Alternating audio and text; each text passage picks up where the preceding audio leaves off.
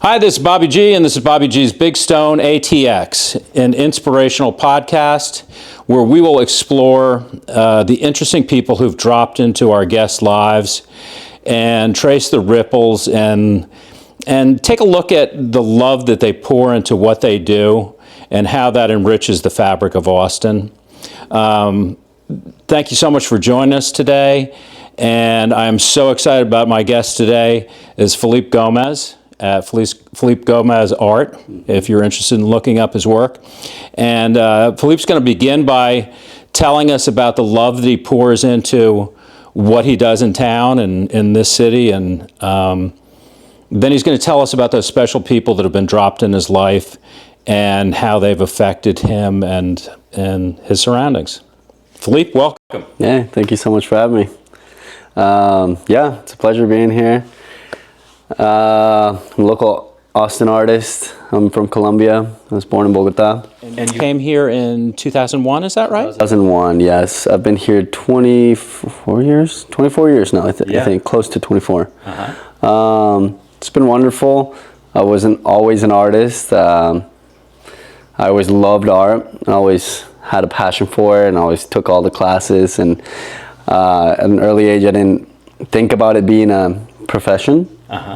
But I still just carried on with taking all my art classes in school and throughout college. When I was 18, I tried to have a brand because I was inspired by street artists. And funny, little did I know is like they had a brand because they were already successful artists. I just wanted to do that, and I started taught myself how to screen print, and we can get more into that later. Sure.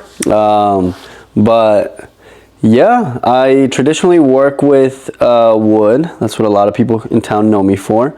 And for the past few years, I have been developing this style a little bit more and incorporating different types of paint, such as oil, gouache, acrylic.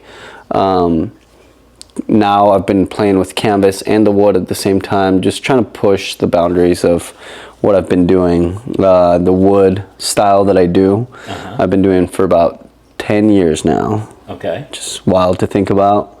It's been a whole path, whole story within how I got started to where I am now. Tell us about that. Yeah, so I mean, I'd have to start with the screen printing story. Okay.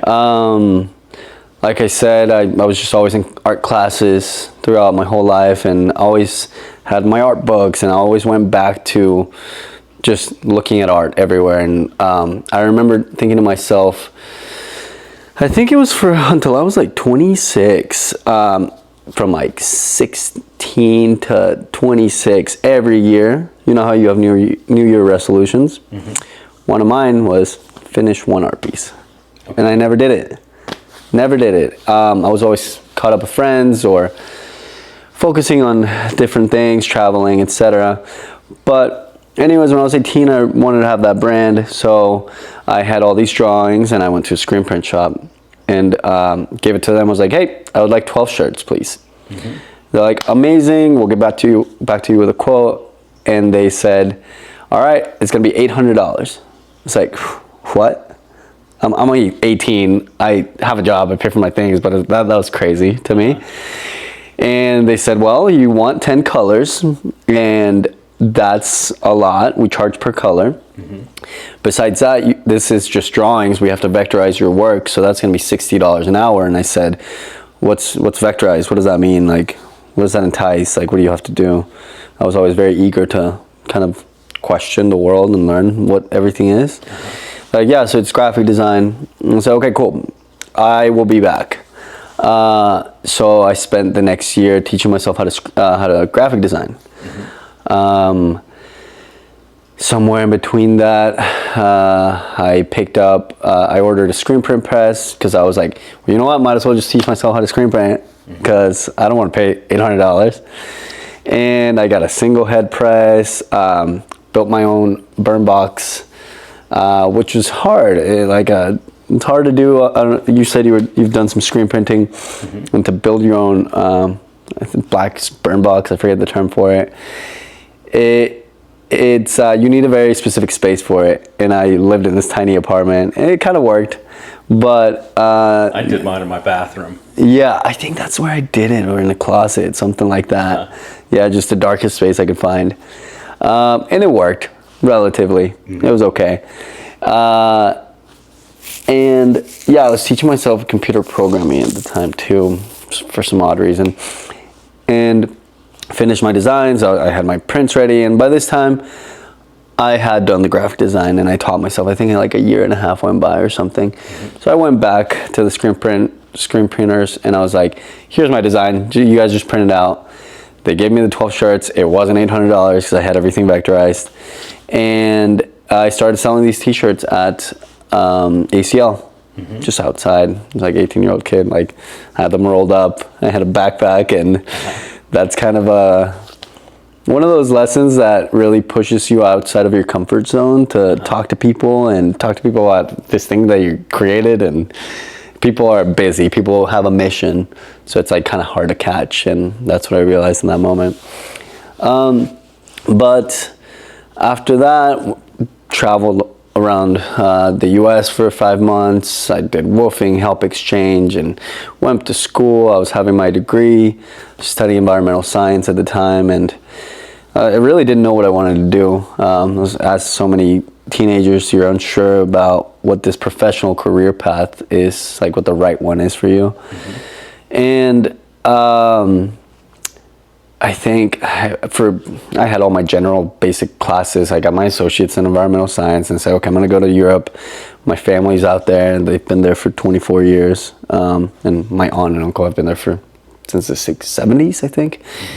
Anyways, traveled around Europe for like 4 months and just backpacked and slept on beaches in Italy, and I was hitchhiking, and I think I hitchhiked through Switzerland, and was rock climbing with these 2 girls that picked me up, and a whole bunch of stories from that. But within all of that self-development that happens when you're traveling, it's like, okay, I just need to get back to the US and finish my degree. Went to Texas State, found a screen print shop, asked them for a job. I was like, I just want to be around it. They gave me this graphic design internship because they saw that I had done some graphic design work. I was like, okay, cool. I guess like my self-taught thing now got me an internship. Cool. And in that time, I found, I was always looking at different buildings at Texas State, just walking around, seeing what the resources were, because I found they were kind of hard to find.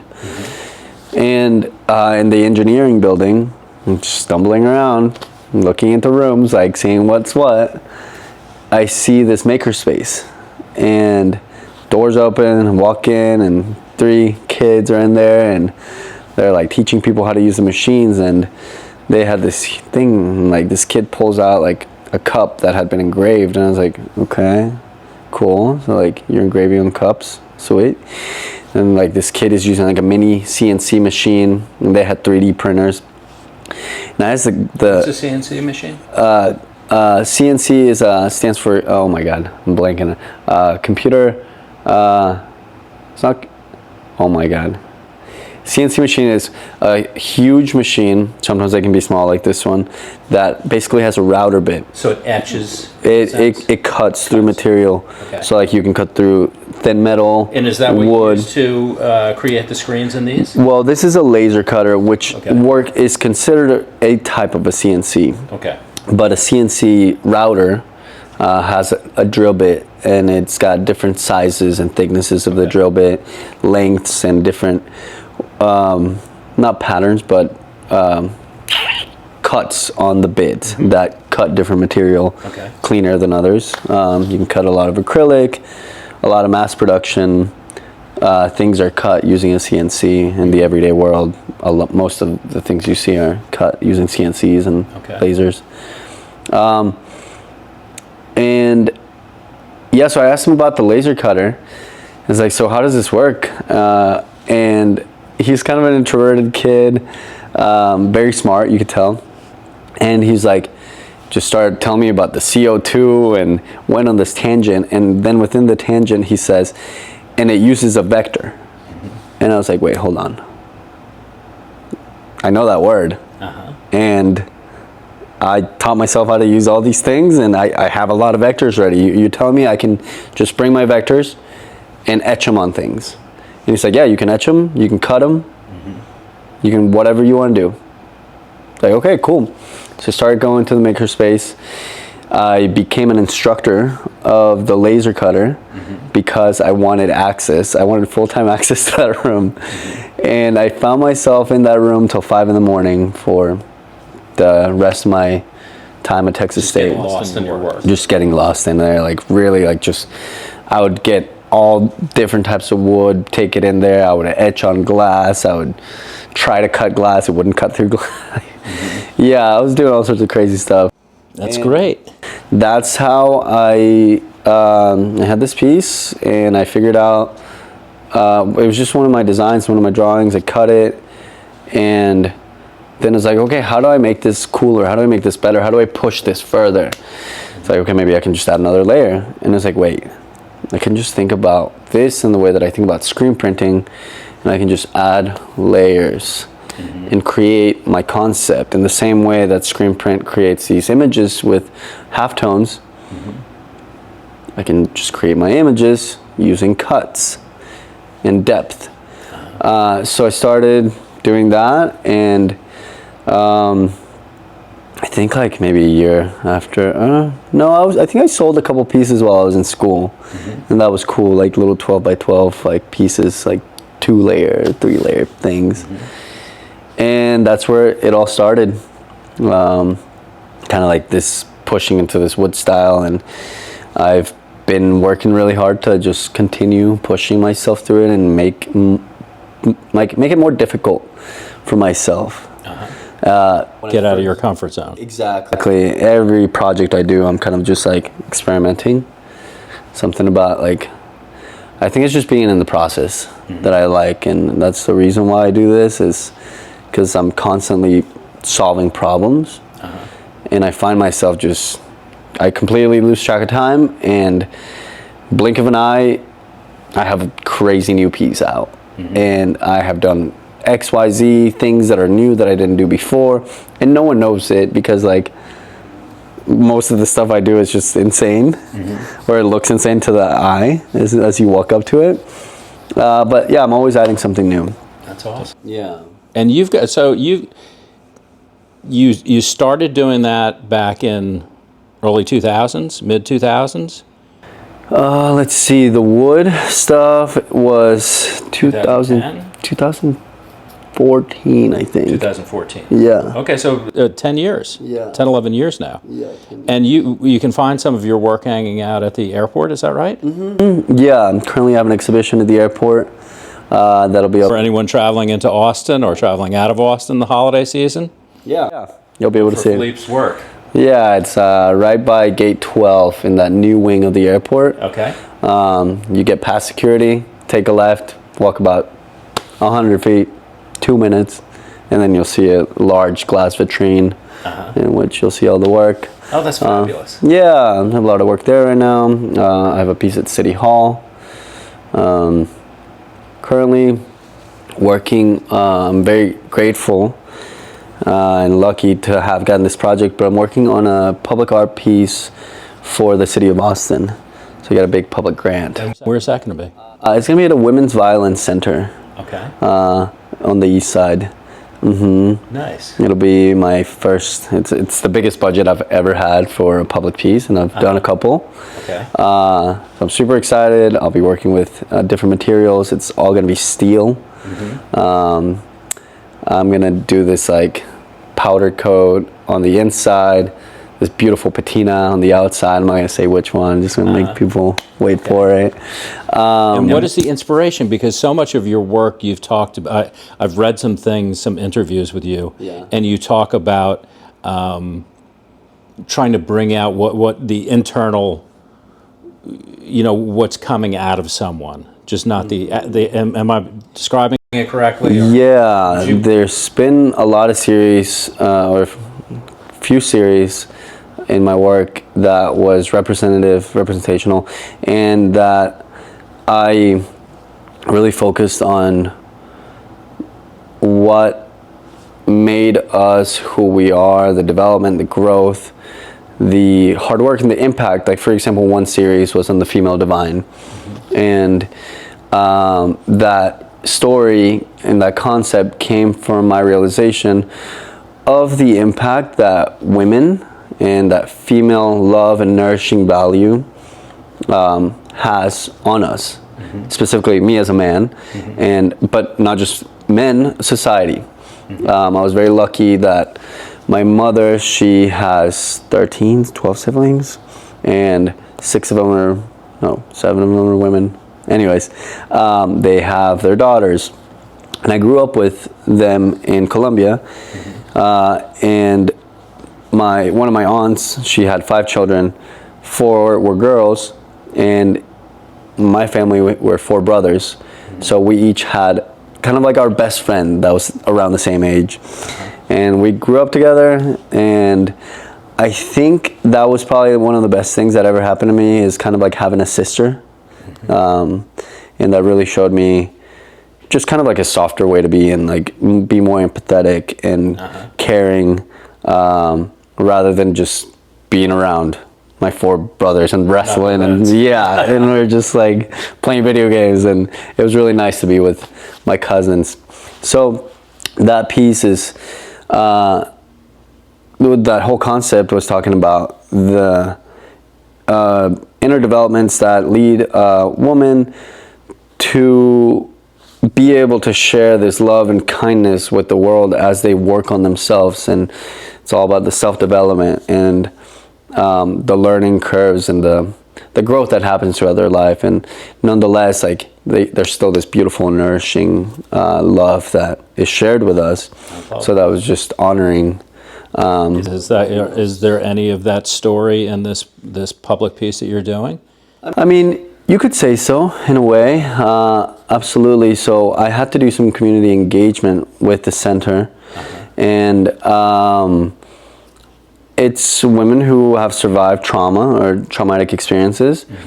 So the entire piece had a lot of trauma-influenced design, and I ran these workshops for them that I just kind of made up. And it was a painting workshop, ran them through different prompts, and we talked about different ways of painting and just kind of painting your emotions.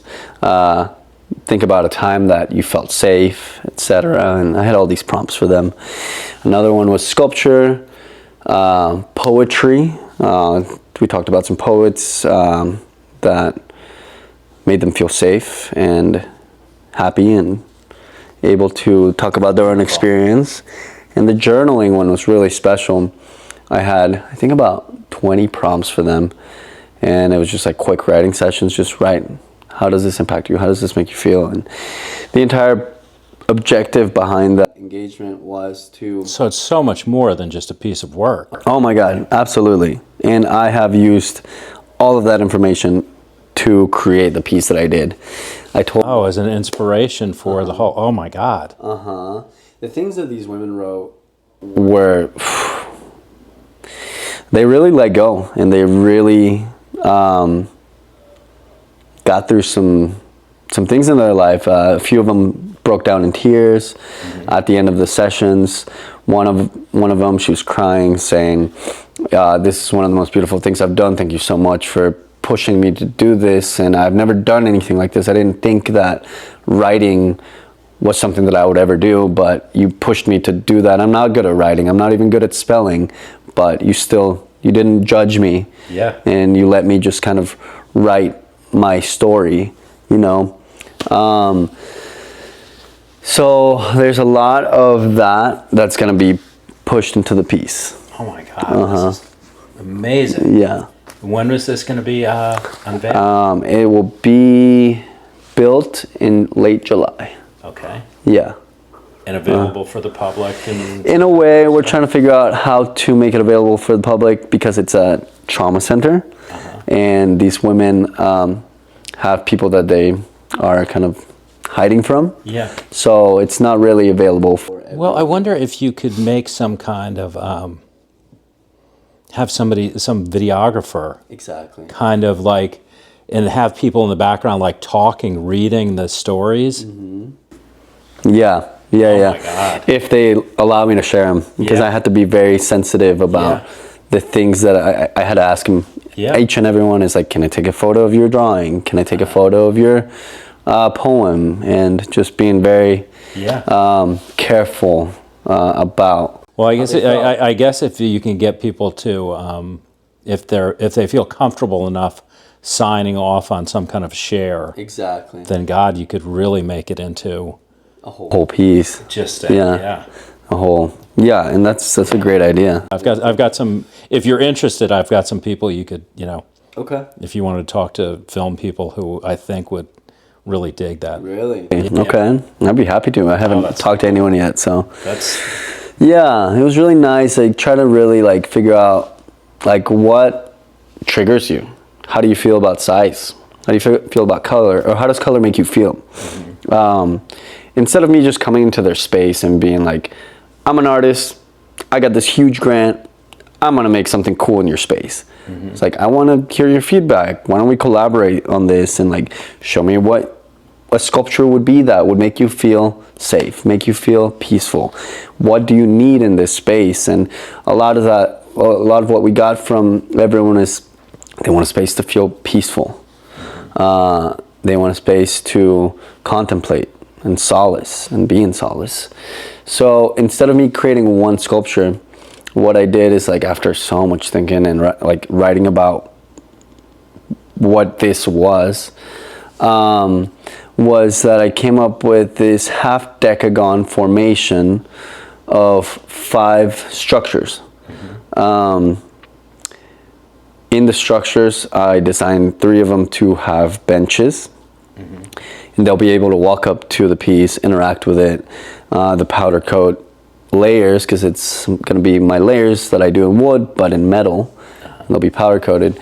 And they'll be able to walk up to the piece and interact. And I left this big opening window on each of them, so it's for them to do what they like. If they want to put candles in the piece, go ahead and do it. If they want to like play with their child and look at them through the window and kind of have a space for them. Yeah. oh my gosh. Yeah. So I've always kind of tried to have a concept, and sometimes we can't always have a concept to our work. We like to just draw and create something that like just feels good. So I battle in between both. It's like, okay, start with a concept, start with nothing, or without a concept. And yeah, it's really special. It's I think this whole path as a full-time artist, it's been 4 years now, and I'm very lucky and grateful to be able to live off of my art, and it's really special. But there's so much self-growth and development and learning about people and the world around me, and how I can take the things I learn and I get to create for people and for myself. That divine feminine piece is one of the pieces that were really impactful. I remember that was the first big piece I sold when I became a full-time artist. It was 6 feet tall, and we were at this show. It was Latino Art Week, I think, and yeah, it was the divine feminine piece. This woman like fully like with her arms out and her full expression. It's on your website, and I shared it with my family today. Okay, amazing. Yeah, I think to this day that's like one of the most impactful pieces. It's anatomically correct. I spent 3 months on that piece, and now I spent 2 weeks to a month on a piece, and that's because I've gotten a lot better. It took me 3 months because I was developing it. But yeah, I was had a corporate job. I quit after a year because it wasn't for me. I'll tell you more about that in a sec. But I built an art studio after I quit my job. I went to a 10-day silent meditation retreat called Vipassana, and I just you go, and it's non-dogmatic. I don't know if you know what it is. I'm not familiar with it. I mean, I can imagine, but tell us. Well, there's so many different types of meditation, right, and throughout the world and time. But Vipassana is the most undiluted version of how meditation came to be. It's what the Buddha, they say that's what the Buddha practiced, and it's non-dogmatic. As in, like, no religion, no gods. You're not looking at a million pictures of Indian gods. There's no beads that you're not rubbing anything. There's no mantras. There's no cell phones, no reading, no writing, no talking. Men and female are separated in living in housing areas because you stay there for 10 days. And in the meditation hall, the men meditate on one side, the women meditate on the other. You can't make eye contact with people. There's no Can or cannot? You can't. Okay. You're not supposed to. And you're just supposed to be in your own world. You walk. There's a big field, a big walking field in the back, very beautiful trails. I think the women's side had a lake. And there's centers all over the world. It's been done for a very, very long time. It's free. They feed you for 10 days and they teach you the technique of Vipassana, and it's essentially you focus on one spot, you feel the sensations, and that's called Anapana. You work on that for 3 days. On the third day, after you meditate 10 hours a day, and that's when they teach you the Vipassana technique, which is that you start scanning your whole body for sensations, and you're essentially focusing on your breath and not controlling but focusing it. And a lot of people can't handle 10 days of silent meditation or silent being.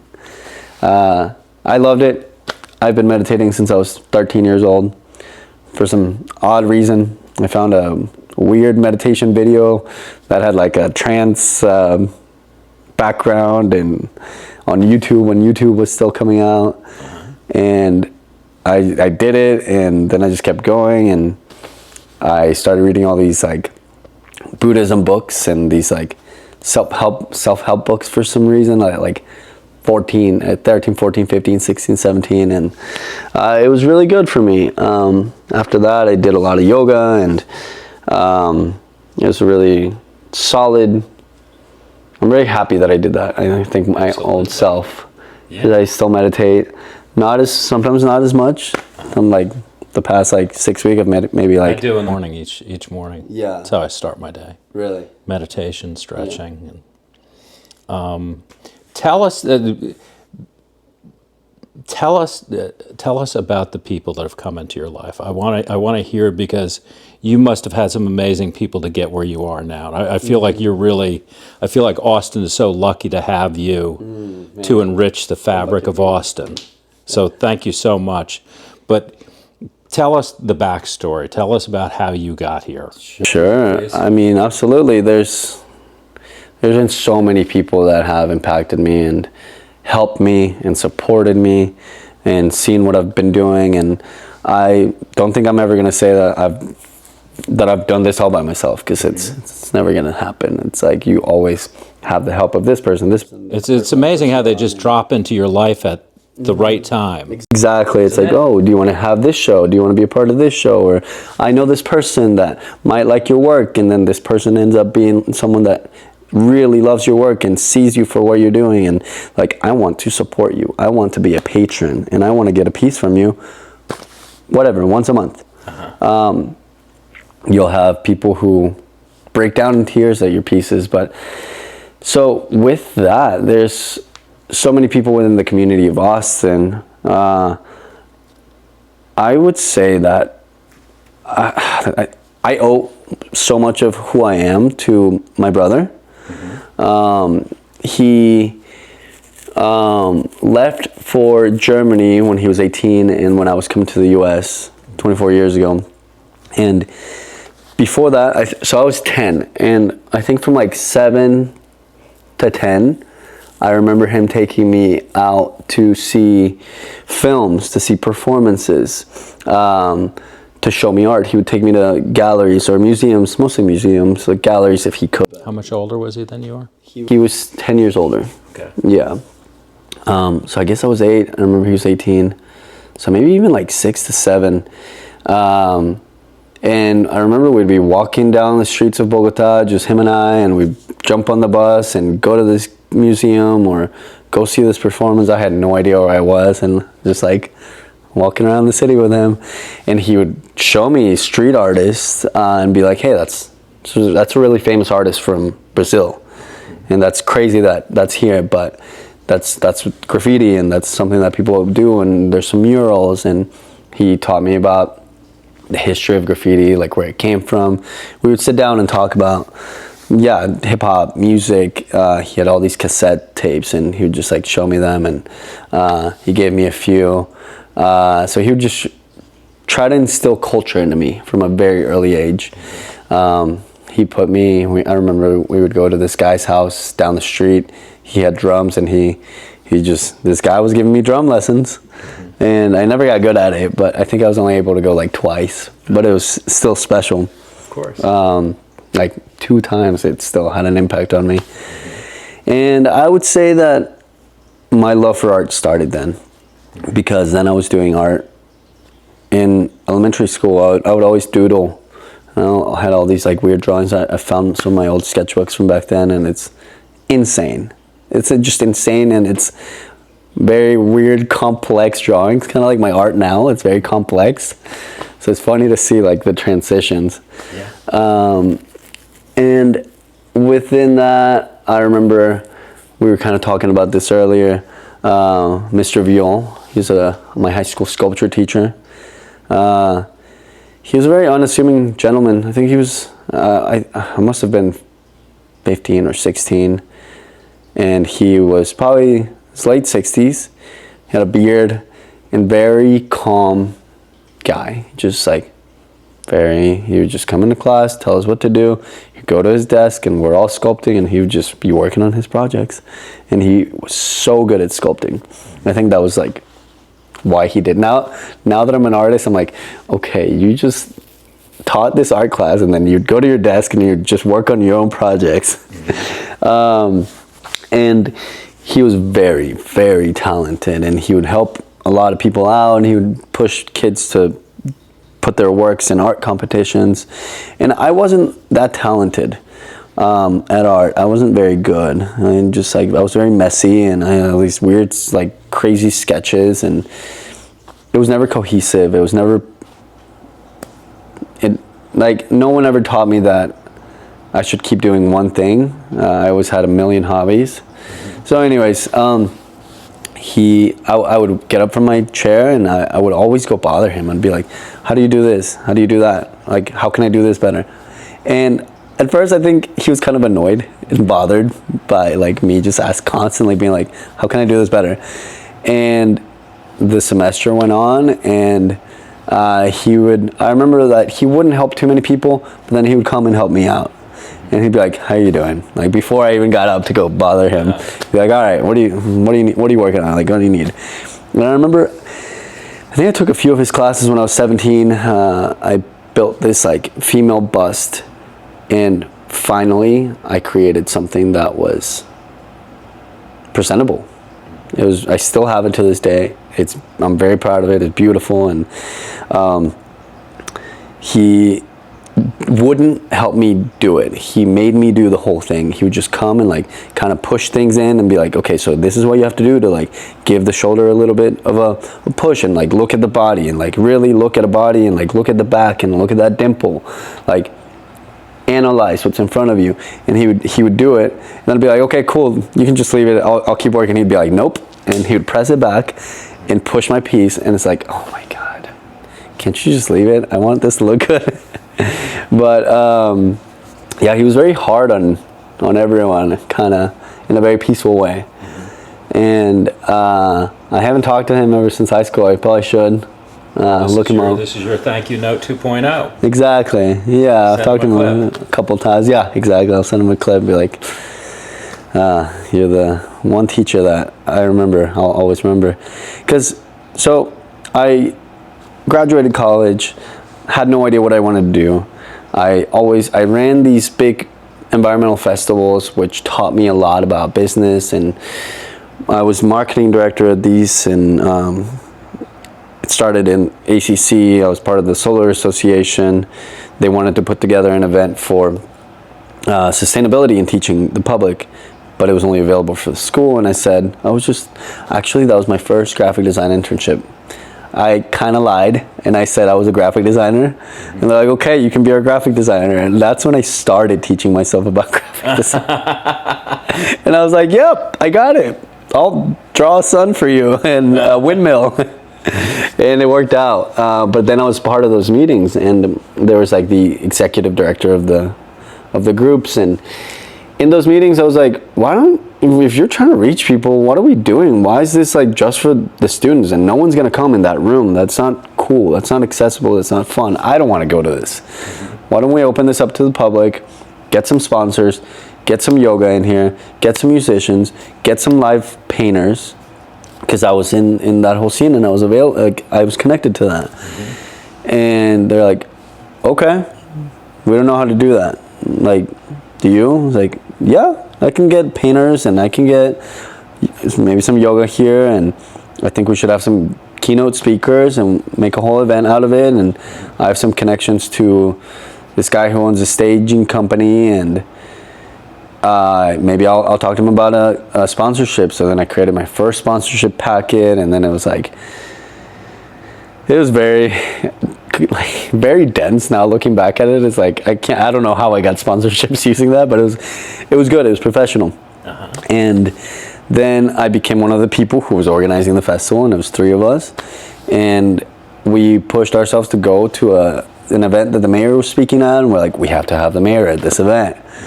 And I walked up to the mayor at the end. They're like, so who's going to talk to him? I'm like, well, I'll go talk to him. I don't care. I was very not oblivious, but just like, I never mind just going up and talking to people. Just regular people. Everyone's just a person. And I started telling him about what we were doing, and it was this environmental festival for the city of Austin. And then the girl that I was working with kind of like got the nerve to come up, and like, so then she was very intelligent, very smart, very administrative, and like she took care of all the things that nobody wanted to do. But she was eloquent in the way of speaking about the impact that this could have on the city. So then the 2 of us told him, and at the end I asked him if he could be our keynote, and he accepted. And then we got a meeting with Austin Energy, and then we got a lot of money from Austin Energy, and ended up raising over $30K in funds for this event. And yeah, it was just something that we came up with. So that was really cool, because I learned, and I have a point to the story. I learned a lot about wearing so many hats, and my title was marketing director, and learned a lot about insurance, security, speakers, setup, grant writing, sponsorships, client relations, because you're going out and talking to these people and trying to pitch what you're doing. So that was a really good thing for me to learn. And then I did the same thing in San Marcos with my friends from the Texas Wild Rice Festival.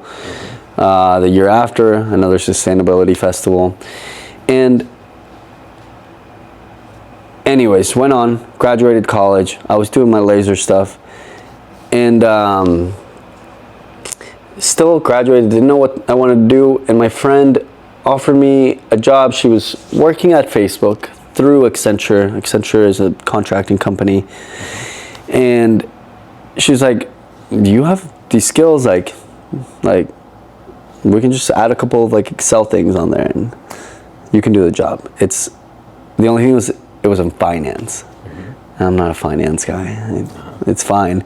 But I was competent. I went to school. I speak multiple languages. I can do a task that's in front of me, and this was an entry-level finance position. And it was basically like working with some withholding tax and like subtracting, putting in, making sure that the ads were going up live. And I got the job. I did it, and I hated it. 3 months into it, I didn't like anyone on my team. Everyone was no one was present. No one on the whole floor. Everyone was very caught up in the race of going up the corporate ladder, and they didn't care who they pushed to get there, and it was very toxic. No one cared about philosophy, literature, art, culture. It was very apparent. Like when I talked to everyone about anything, they just were not No one cared. Everyone, it was a very toxic environment. And yeah, a year after, I finally I wanted to quit after 6 months, but a year after I quit. And that's what really pushed me and gave me the kick out into making my own life. And I built my own art studio. I went to the Vipassana, built my own art studio, saved enough money for 3 months worth of rent. And that's when I built that piece, that Divine Feminine. Is that right? That was my big, okay, this is what I'm going to do. And that was my first big thing. And it was really beautiful. It was really special. It was really nice to see someone have a deep connection to something that you created. The person who bought it just broke down in tears after I told her the concept and what it was. And yeah, she's a good friend of mine still to this day. Does she live here in Austin? She does. Okay. Yeah. And it was a big deal. That was the first time I sold a piece for, that was $6,000 for that one. Yeah. I was just starting out, and things like that really helped me out. So it's the person who put on that show, her name's Marisa Rivera. She has been a person that's always supported me in this Austin art scene. And now she works with Of Color. Of Color is an organization that helps artists that are of color. They've supported me a lot. Rich's Art Gallery, Hope Outdoor. There's been Almost Real Things. All these associations within Austin that have kept a close-knit... Friends with Andy. I am. Yeah. I know Andy. She sat down here. Yeah, she was the first. Did, yeah. That's cool. Yeah. I saw her last week. She is amazing. Very what a skilled woman. Just somebody who is fearless. Yeah. She fearlessly listens to her heart. Yeah, she does. It was, She accomplishes. I was talking to the kid's mom the other day, and she said, I listened to the Andy podcast, and she's like, the two of us were just going on and on about how fearless she is, and I can see her doing that. Yeah.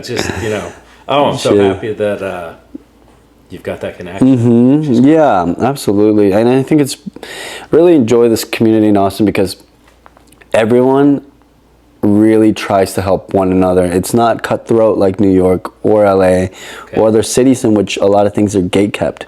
Over here it's hey, I have someone that can help you out with this part of your craft, or I have someone that might like your work. I have someone that might like to show your work. It's someone new coming into the city. It's hey, you should go to this art event. This kind of is related to your art, or you should meet this gallery owner. And everyone really helps each other out for the most part, as I've seen. I think that's been really helpful to me into getting forward in the city, and that and the constant dedication and not being afraid to fail, because I've just gone and I spend 60-70 hours creating, and it's an obsession that I truly enjoy. Yeah. You can tell. Yeah. I mean, you can tell by your work. We've got a couple pieces right here. Can I interrupt? Yeah. Why don't you want to hold these up and kind of talk about them? Yes. Yeah, so these are little studies. I can show a few of them. I usually don't make small pieces because it's harder. It's more difficult to make the designs. And what's the name of this one? Do you have a name for that? So I just call these Canvas Study 1, Canvas Study 2, Canvas Study 3, because it's just me pushing my style forward. I've never seen anyone use cut into canvas. Okay. Because if you cut into canvas, it loses its rigidity. And I figured out a way to make it so it doesn't. And I can put my layers behind it. And it's the same way that, in a similar fashion, this piece behind us has, I painted on the wood, but this, I'm exploring canvas work and gouache, and trying to I've done just strictly wood for a very long time, so all of my new work for this past 6 months, year has been continuously pushing what I can do. It's fun. Yeah, the piece at City Hall is, you never think that it's me. It's like, it's very sculptural, but all these pops of color. And I need to go in there and check that out. yeah, that one's cool. Yeah, absolutely. Yeah. This one, so I'm gonna, I'll let you continue to talk, and this Sure. is your, let's see if I can, Yeah, that's a big one. this, look at that. That one's called Alma Latina. It's this let's like see. fearless. I'm not a cameraman, but there we go. Isn't that amazing? Thank you. So. This fearless Latin woman who is fully within herself and has found her calling and found her desire. Was it based upon someone you know? Or? It is, yeah. It was a friend of mine here in Austin, and I think a lot of my pieces are people I know. Okay. Well, not I think I know. Most, like, if I'm doing a gestural or figurative piece, it's someone I know. Yeah, she has a little bit of indigenous traits, and I just caught her in a moment after the show, and I was like, hey, can I take a photo of you? I really want to make an art piece out of you. And she was like, yeah. Oh, is she a singer? No, she is also a visual artist. Okay. Yeah, I think she goes by Mind Soup on Instagram. But we had a show, we took over this house. Oh my God, this was East like 2 or 3 years ago. This abandoned house that was affordable housing, for such a long time that the house became dilapidated and no longer able to be lived in. So they were going to tear it down. Before they tore it down, a few friends of mine pitched the idea that for them to let us have it and take over this house and turn it into an art installation. So if you got a chance to see it, it was on the east side, and we just painted huge murals on the outside, built crazy art installations on the inside. There's one installation where like they had a piano, this hand painted on the bottom, and the room is, I think it was like purple and black. It was very eerie. Every artist got a chance to like play with the space that they wanted to be in. And for me, I was asked if I wanted to do it, and I think I was caught up on a commission, and I kind of forgot about it, and then my friends were painting their mural, and I walked in there, and the organizer, another artist, Zuzu, she's like, we're kind of like, I'm checking everything out, and another artist just looks at me, and they're like, where's yours gonna be? And I was like, at the time, like, I think I had been a year into art full time, and it was like, still had a little bit of a fear and like, am I a full-time artist? Am I an artist? Like, and I think that's always gonna stay with you. Like, okay. Am I doing it? Am I making it? And I was like, yeah. I forgot about it, and I was started to explain that like I kind of missed it. I felt bad about it, and then Suzu's like, she was one of the organizers. She's like, yeah, dude, what happened? Like, we wanted you to be a part of this. Like, what happened? You should be a part of it. She's like, why don't you take this wall? And it was a huge wall. I was like, okay, when does this have to be done by? 6 days. And I was like, okay, cool. And I measured out the wall, took a photo of it, ran to a friend's place that I was hanging out with. I said, can I take a picture of you? I need this specific pose, this gesture. I have this idea for this piece. And took a picture of it, started designing that night, started drawing. I think it took me, the next day I spent like 14 hours. I didn't get up. I got up to drink coffee and go to the bathroom and eat. I actually know I was eating while I was drawing. Finished the drawing in like a day or two. Yeah, I think 2 days. I went to cut. I stayed as late as I could in the makerspace. I got everything cut, and then it takes a day for me to stain all the wood because that has to cure. So I stained everything that same day. Or I think I cut and I took it to the space, and I was like, I have to stain here if this piece is gonna get done. And I stained, let that sit, and then I was like, okay, I have a crazy idea. Why don't I get a huge mirror? And I got this 4 foot by 8 foot sheet of mirror, and I brought it into the space.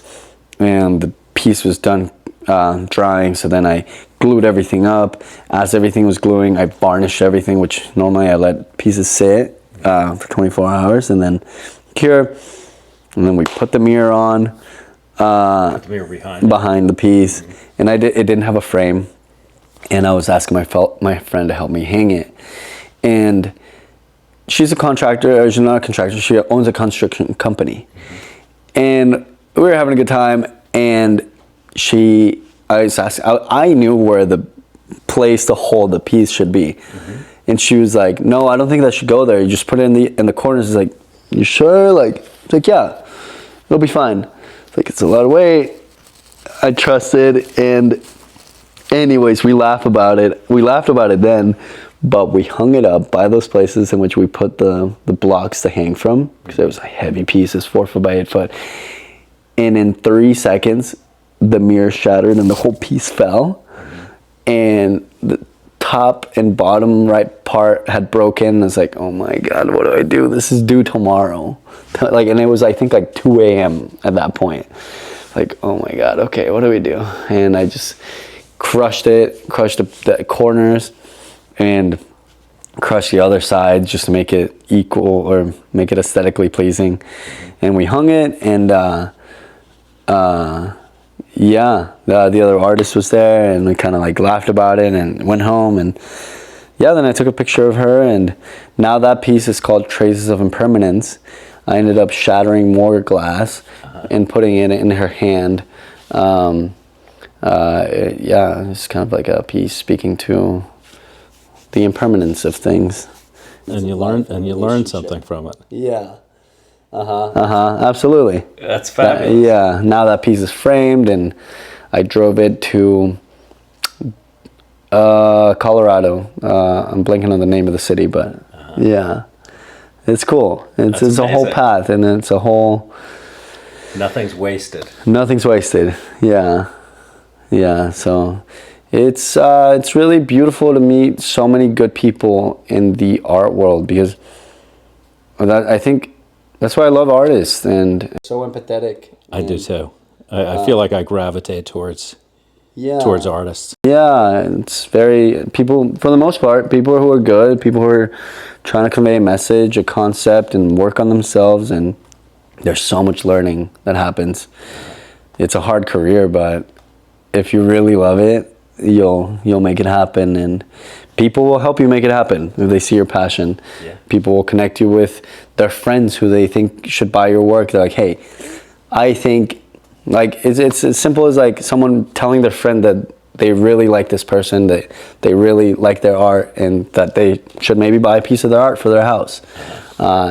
Just buying one art piece sometimes helps an artist pay rent for the next month or two, and people don't think about that. It's like you're helping that person just continue to push that dream and keep it alive. I love that. Yeah, so it's a lot of people in this city. Yeah, now I have that public art piece, and people in the city. Constance White, she's really helpful, and it's a community. So many people have made me who I am today, and other artists have been like, hey, you should read this book, and it's like a little Bible that I read this once a year now, and I don't know if you've heard of it. It's called the War of Art, and it's not the art of war. Yeah, have you heard of it? It seems that I have, but I've certainly heard of the Art of War, but the War of Art, I think I have. Okay. I guess I need to. Check it out. Yeah. It's really beautiful. It's like seriously a Bible for artists who are trying to make it into, or trying to just create, but also create at a professional level. Talks a lot about the excuses that we make. I forget what he calls it, not obstacles. It's been a while since I read it. Haven't read it this year. Okay. There's still time. There's still time. I got 12 days or something like that. And yeah, we make all these excuses about, oh no, I can't sit down to create because I worked all day and I just need to sit down and recover, but then you end up staring at your phone, or oh no, I can't create because it's so-and-so's birthday, or so-and-so got this job and we have to go out for drinks, or I haven't seen this person and I have to go out for drinks, or anything that can happen, you will take that chance and not create. You got to prioritize what's important in your life. Exactly. Right? Yeah, so it's a beautiful book that talks about all the lessons that come with being a professional artist, the things that you have to do to become a professional artist and take your craft seriously. But it's not just about the craft of being a professional artist. I think it's lessons for everyday life. Sure. Yeah. Definitely going to check that out. Yeah, that's a good one. Oh my God.